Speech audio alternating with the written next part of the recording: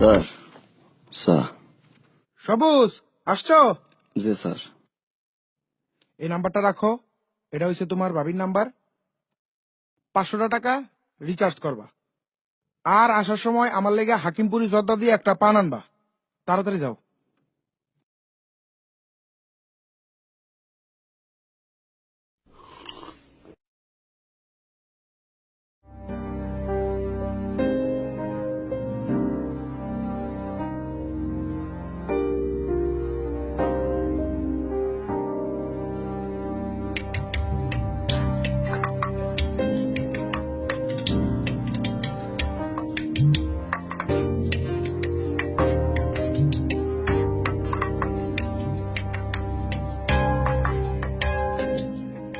Sir আইসো?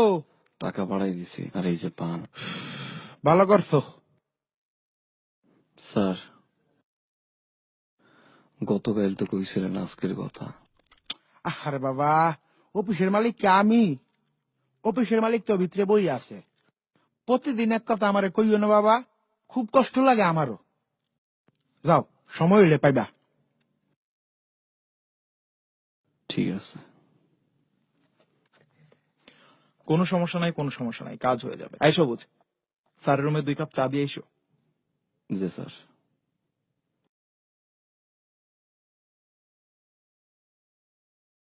সবুজ, এই সবুজ, সবুজ জি ম্যাডাম।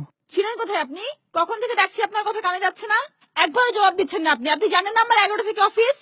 পুরো অফিসে আপনাকে আমি খুঁজেছি, ছিলেন কোথায়? ম্যাডাম সালেক। একদম মুখে মুখে কথা বলবেন না। এখন পর্যন্ত আমার পানির বোতলটা ভরেননি, ডেস্ক পরিষ্কার করেননি, করেন কি সারাদিন? ম্যাডাম আর কোনো কথা বলবেন না। আপনাকে পানির বোতলটা ভরে দিতে বলেছে, পানির বোতলটা ভরে দেন। স্টুপিড একটা কোথাকার।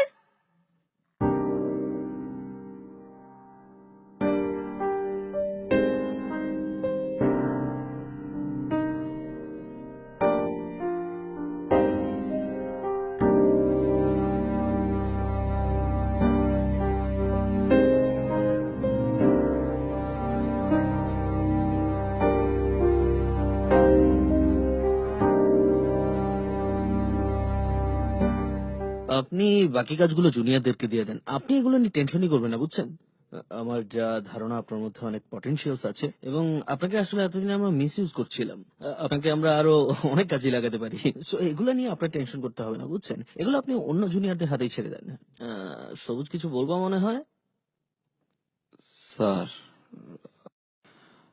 আজকে তো স্যার মাসের 12 তারিখ, অফিসের সবার বেতন তো হয়ে গেছে স্যার। আমার বেতনটা কি স্যার আজকে দেওয়া যায় স্যার?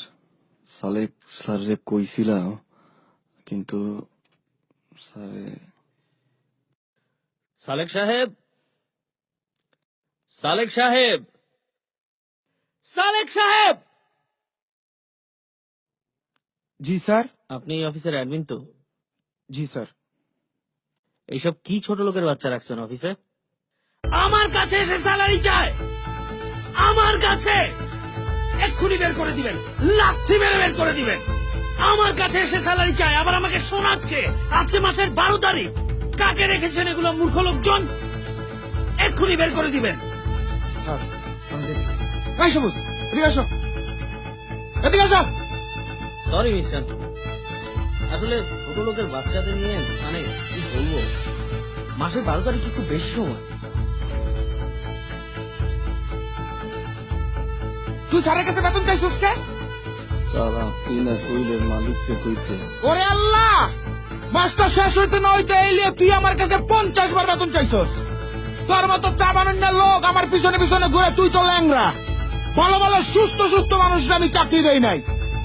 স্যার আমার তো বেতন স্যার লাগে। ওরে কপাল, মাসটা শেষ হইতে না হইতে তুই এই লই আমার কাছে 50 বার বেতন চাইছস।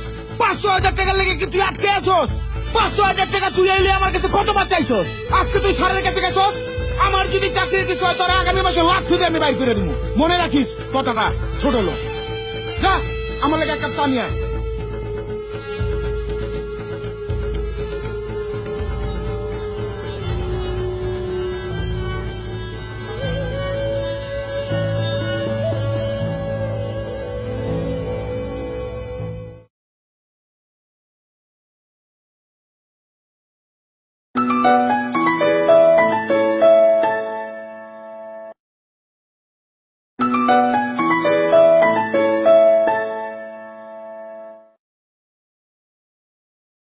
বাজান, ব্যথাটা দিয়ে বাইরে গেছে, কেমন জানি লাগতেছে।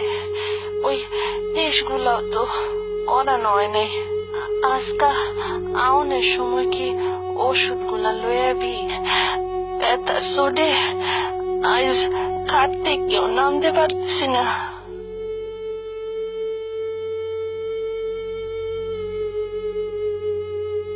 মা, আমগো মতো গরিবের কপালে মা আল্লাহ ওষুধ লেখছে, ওষুধ লেয় না মা। অফিসের সবাই তোমার সবুজরে খুব আদর করে মা। আবার জিয়ে এলো সহজ, তোমার বেতনটা 2 দিন পরে দিলে কি তোমার চলবে? আমি কইছি হ। বোতলে একটু গরম পানি দিয়া মা বেতনটা ডাবাইও। জানতে পারি না তোমার আমি ডাক্তারের কাছে লই যাবো মা। মা দুবারের ভাতটা খাইও।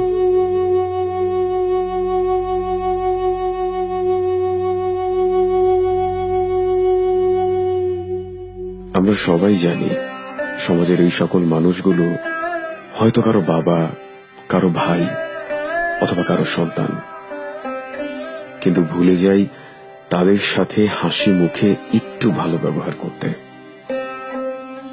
আপনার চোখে এই মানুষগুলোর পারিশ্রমিক খুব সামান্য হলেও ওই সামান্য পারিশ্রমিকের উপর নির্ভর করে কয়েকটা প্রাণ। এই মানুষগুলোর জীবন সুন্দর করতে দরকার শুধু একটু হাসি মুখে ভালো ব্যবহার আর যথাসময়ে তাদের ন্যায্য পারিশ্রমিক। হাই, আমি মুশফিকার ফারহান। আমাদের এই ভিডিওটি করার পারপাস হচ্ছে মূলত সবাইকে সত্যের মুখোমুখি দাঁড় করানো।